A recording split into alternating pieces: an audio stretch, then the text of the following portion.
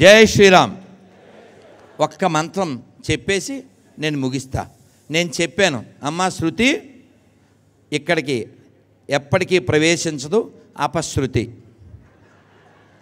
శృతి అంటే వేదం, శృతి అంటే వేదం.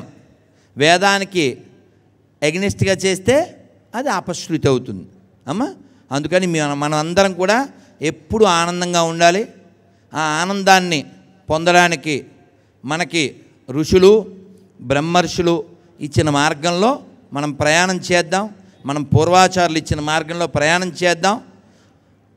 శారీరక మానసిక ఆరోగ్యాలతో పాటు ఆధ్యాత్మిక ఆరోగ్యాన్ని కూడా మనం పొంది మళ్ళీ ఇంకో శరీరం లేని స్థితికి మనం వెళ్ళిపోదాం. అందరూ ఒక్క మంత్రం చెప్పుకుని వెళ్దాం. చెప్దామా? చెప్పకుండా ఉండలేక చెప్తున్నా అంతే. మీరు బాగా చెప్తున్నారు కాబట్టి చెప్తున్నా, చాలా బాగా చెప్తున్నారు. ఇది చెప్పగానే మీకు నవ్వు వస్తుంది, దేవుడి మీద లవ్ వస్తుంది. చాలా బాగుంటుంది. నేను బాల్యంలో నేర్చుకున్నది. నారాయణ నారాయణ నారాయణ నారాయణ నారాయణ నారాయణ అనుకోరాదా, నాలికే చేదా, ఓపికే లేదా, ఒంటికే బరువా. చప్పట్లు. కృష్ణ అంటే కష్టము లేదు,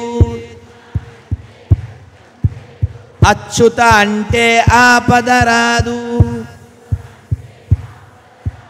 రామ అంటే రోగము లేదు, నారాయణ అంటే నరకము రాదు, గోవిందంటే గొడవే లేదు, గోవిందంటే గొడవే లేదు,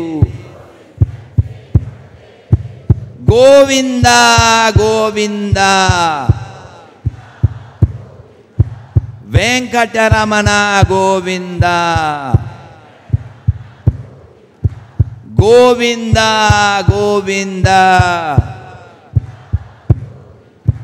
సంకటహరణ గోవిందా.